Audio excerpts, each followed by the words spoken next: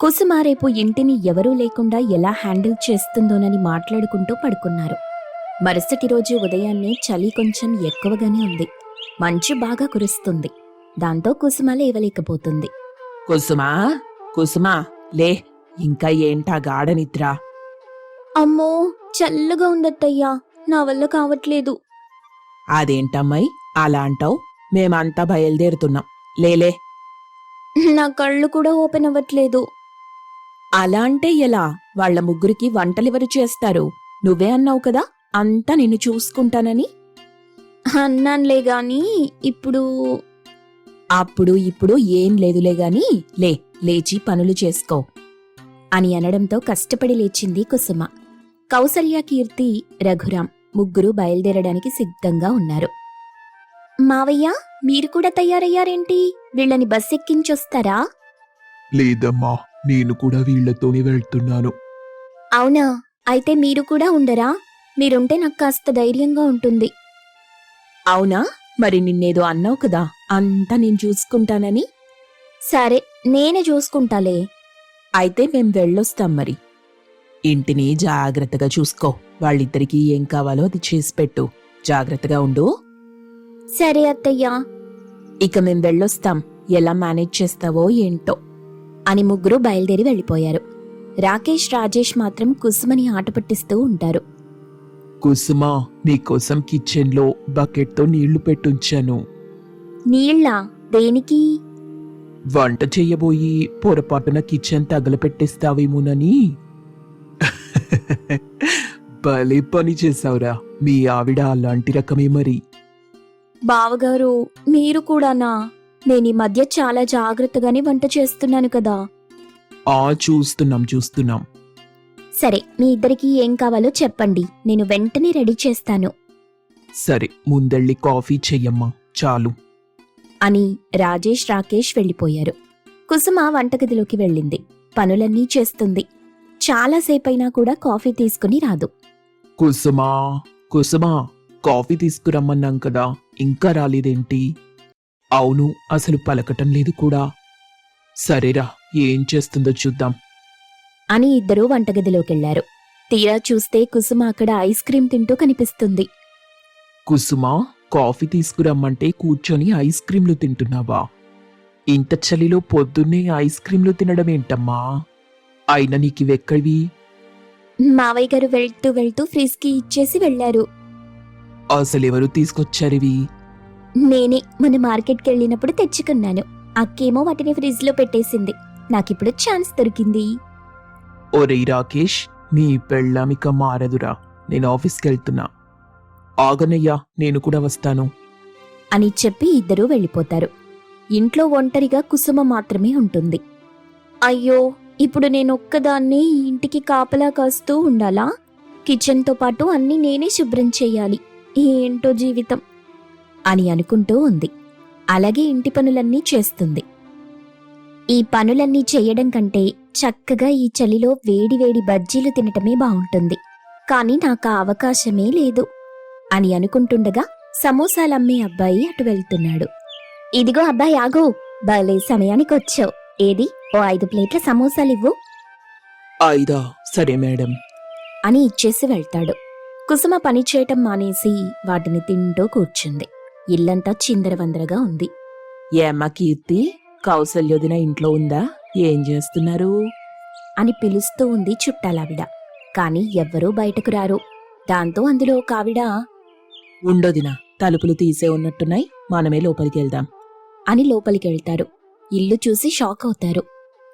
అమ్మో అమ్మో, ఏంటిది? కౌసల్యోదిన ఇంటికొచ్చామా లేదా దారి తప్పామా?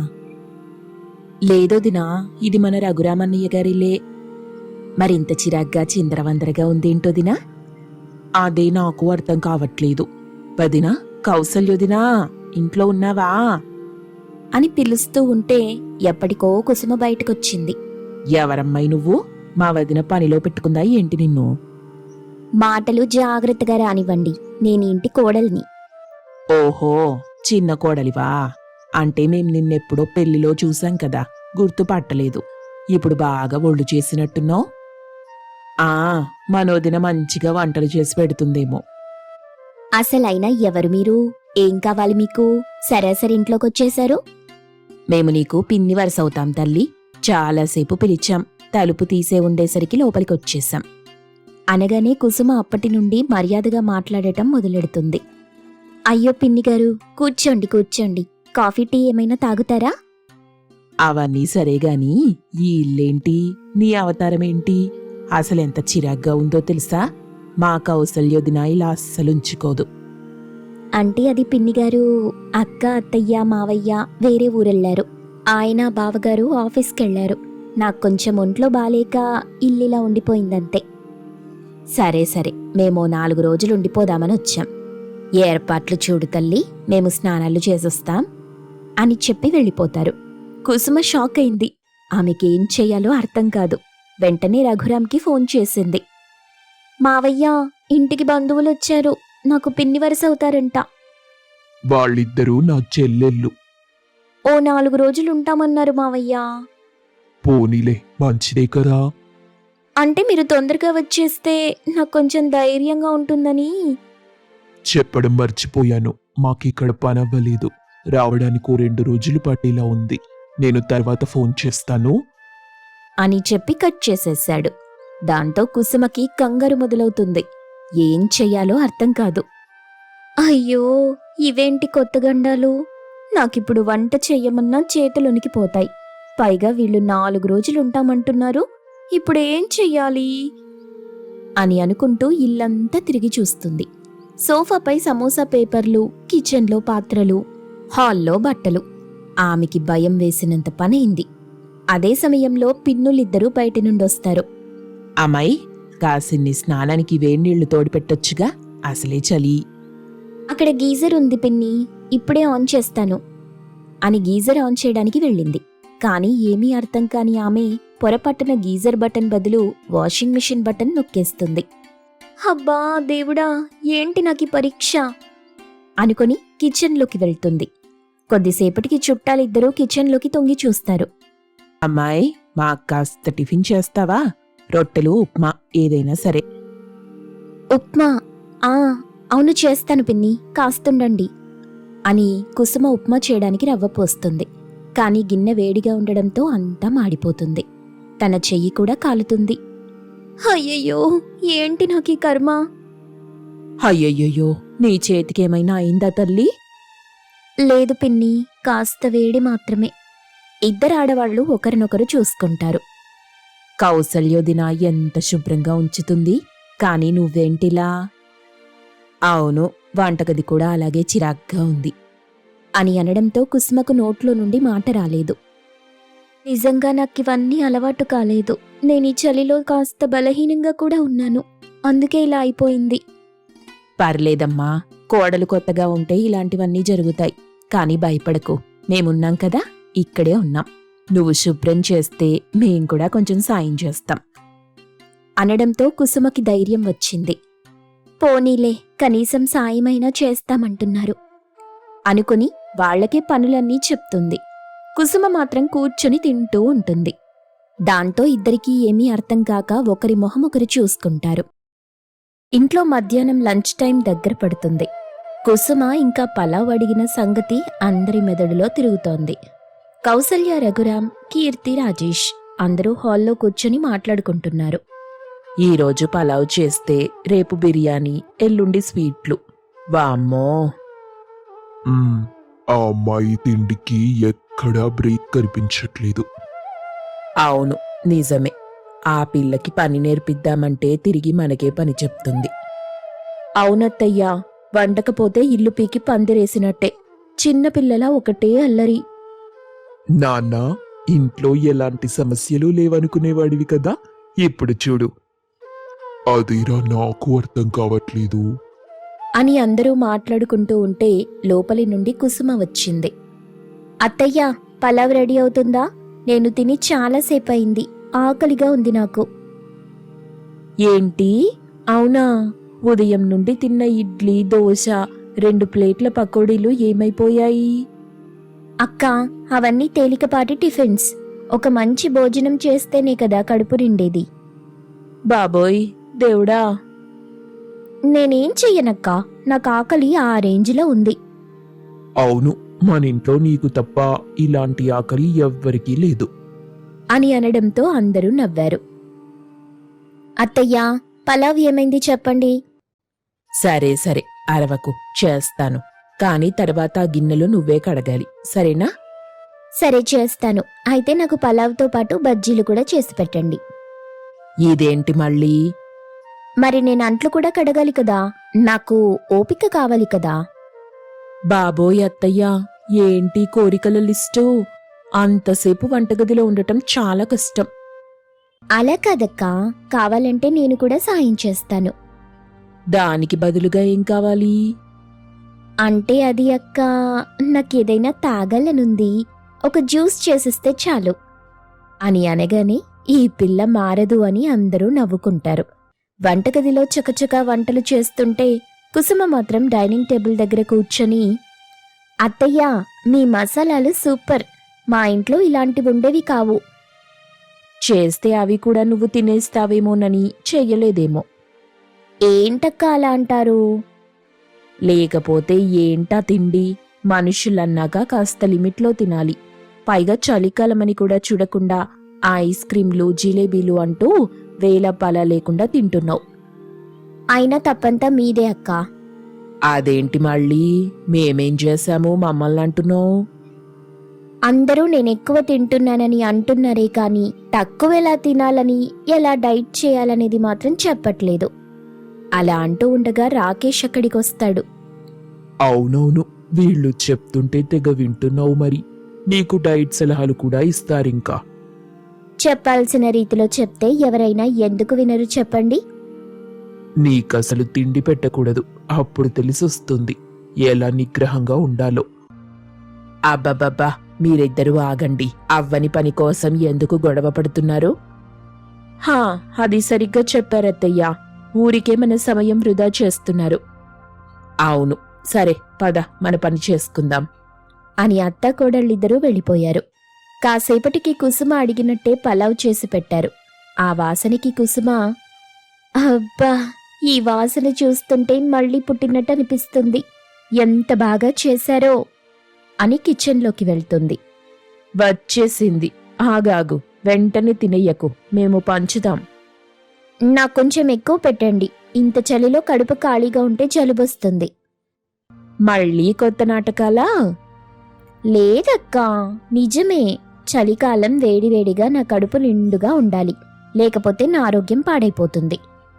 ఏం పిల్లవే బాబు, అసలు మీ అమ్మా నాన్న నిన్నాళ్ళు ఎలా భరించారో ఏంటో. చెప్తాను గాని ముందు ఆ పలావ్ ప్లేట్లో పెట్టి నాకివ్వండి అని అనడంతో కీర్తి, కౌసల్య ఒకరి మొహాలొకరు చూసుకున్నారు. ఇంతలో రఘురాం వచ్చి కౌసల్యని పక్కకి తీసుకెళ్లాడు. ఈ పిల్లని ఇలాగే వదిలేస్తే కష్టం, రోజూ ఇంటికి సరుకులు తీసుకురావాల్సిందే. అవునండి, కానీ ఆ పిల్ల తినే పని మీదే ఉంటుంది. కనీసం వంటైనా నేర్పిద్దామనుకుంటే తిరిగి నాకే పని చెప్తుంది. మీరు సరైన పద్ధతిలో నేర్పించట్లేదు. అబ్బో, ఏది మీరు నేర్పించండి పోని మీ కోడలికి. నాకెందుకులే, మీ తిప్పలేవో మీరు పడండి, కానీ నాకు కొంచెం ఖర్చు తగ్గించి పెట్టండి అని అతను అక్కడ్నుంచి వెళ్ళిపోతాడు. ఇక సాయంకాలం చలి పెరగడంతో అంతా చలిమంట వేసుకుని కూర్చుంటారు. ఏంటి కుసుమా, అలా ఒళ్ళంతా దుప్పటితో కప్పేసుకుని కూర్చున్నావు? చాలా చలిగా ఉందక్కా. ఆ దుప్పటి తీస్తే కాస్త ఒంటికి వెచ్చదనం తగులుతుంది. నాకో కప్ వేడివేడి టీ, ఓ ప్లేట్ మిరపకాయ బజ్జీ ఇస్తే తగ్గిపోతుందక్కా. ఏంటి, ఇప్పుడు నీకోసం అవి చెయ్యాలా? ప్లీజ్ అత్తయ్యా, ఎప్పుడో గంట క్రితం తిన్నాను, ఆకలిగా ఉంది. ఈ చలికి నేను పని చెయ్యను, ఇవాళ్టికింకా కిచెన్ బంద్ అని అనడంతో కుసుమ వెంటనే కిచెన్లోకి వెళ్ళిపోతుంది. వెనకాలే కీర్తి కూడా వెళ్తుంది. అమ్మో అమ్మో, నువ్వు కిచెన్లోకి వచ్చావంటే మొత్తం చిరాకు చేసేస్తావు. అది కాదక్కా, ఆకలి. ఆ ఆకలే, నీ ఆకలికి కిచెన్లో ఉండే సరుకులన్నీ ఖాళీ అయిపోతాయి. ఇప్పుడు నేనేం చెయ్యాలి మరి? నీకు కావలసింది నేను చేసేస్తాను గాని నువ్వు బయలుదేరు అని అంది. అలా విసుక్కుంటూనే ఆమెకి కావలసింది చేసిచ్చింది. ఇదంతా గమనిస్తున్న రఘురాం అప్పుడే అందరికీ ఓ విషయం చెప్తాడు. అందరికీ ఒక ముఖ్యమైన విషయం చెప్పాలి. ఏంటది మావయ్యా? ఏమైంది? ఇక నుండి వారం రోజులు కిచెన్ బాధ్యత నువ్వే చూసుకోవాలి కుసుమా. ఏంటి? నేనా? నేను కిచెన్ చూసుకోవాలా? అవును, నువ్వే వంట చెయ్యాలి. కాని మావయ్య, నేను వంట చెయ్యాలంటే నాకు ఫుడ్ ఎవరు పెడతారు? అది కూడా నువ్వే వండుకోవాలి. ఎవరో ఎందుకు పెడతారు? అని చెప్పడంతో అంతా షాక్ అవుతారు. రాకేష్, కీర్తి మాత్రం హ్యాపీగా ఫీల్ అవుతారు. అమ్మయ్యా, ఇప్పుడు అర్థమవుతుంది ఇంట్లో సరుకులు నిండుకుంటే ఏం చెయ్యాలో, ఎంతెంత డబ్బు ఖర్చు అవుతుందో. రాత్రికి రాత్రి ఫ్రిడ్జ్ ఖాళీ అయితే ఎలా ఉంటుందో. అదే కదా ఇప్పుడు బాగా తెలిసొస్తుంది. అబ్బా, ఈ వారం ఎలా గడుస్తుందో ఏంటో, నాకు భలే ఎక్సైటింగ్గా ఉంది. నాకు కూడా రాకేష్. ఇదిగో కుసుమా, రేపటి నుండి ఉదయం లేవగానే నాకు మీ బావగారికి కాఫీ కావాలి. నాకు, అమ్మకి, నాన్నకి టీ కావాలి. ఇంకా టిఫిన్లో నాకు పెసరట్టుప్మా కావాలి అని జోకులు వేసుకుంటారు. కుసుమ మాత్రం మొహం మార్చుకుంటుంది. అబ్బా ఆపండిరా, పాపం దొరికింది కదా అని ఆడుకుంటున్నారు. లేకపోతే ఇన్ని రోజులు ఎన్ని చేయించుకుంది మనతో. పాపం అసలే కొత్త, ఇప్పుడు ఇన్ని ఒకేసారి చెప్తే ఆ పిల్ల ఏమైపోతుంది? ఏం కాదులే అత్తయ్యా, తనే నేర్చుకుంటుంది. అవునమ్మా, అసలిలా గారాబం చేసి నువ్వు తనని చెడగొట్టావు. సరిపోయింది, అటూ ఇటూ తిరిగి నా దగ్గరికే వచ్చారా? ఇక జోకులు చాలు. కుసుమ, నేను చెప్పింది బాగా గుర్తుపెట్టుకో. ఈ వారం కిచెన్ బాధ్యత నీదే. మీ అక్క, అత్తయ్య ఇద్దరూ కిచెన్లోకి రారు అని అంటాడు. అందరూ అదే విషయం గురించి మాట్లాడుకుంటూ ఉంటారు. కుసుమ మాత్రం తనలో తాను, అమ్మో, ఈ వారమంతా నేనే వంట చెయ్యాలా? నా వల్ల అయ్యే పనేనా అసలు అని అనుకుంది. ఇక రాత్రికి గదిలో రాకేష్తో, రాకేష్, నువ్వేం చెప్పలేదే? నేనేం చెప్తా, నీకే అవకాశం ఇచ్చారు కదా. నాకు వంట రాదు. రాకపోతే నేర్చుకో. అమ్మో, నేను పొయ్యి దగ్గరికి వెళ్తే నా చేతులు మొహం అన్నీ పాడైపోతాయి. అవునా, మరి తినేటప్పుడేం గుర్తురావే? నువ్వు నన్ను అర్థం చేసుకోవట్లేదు. చేసుకున్నా కాబట్టే ఇలా మాట్లాడుతున్నా. నాన్న చెప్పినట్టు చెయ్యి ఈ వారం మొత్తం అని పడుకున్నాడు. కుసుమ మాత్రం ఏం చెయ్యాలో అర్థం కాక అలాగే ఆలోచిస్తూ కూర్చుంది. కుసుమ ఎలా ఓ వారం రోజులు కిచెన్ చూసుకుంటుందా అని అంతా ఎదురు చూస్తుంటారు.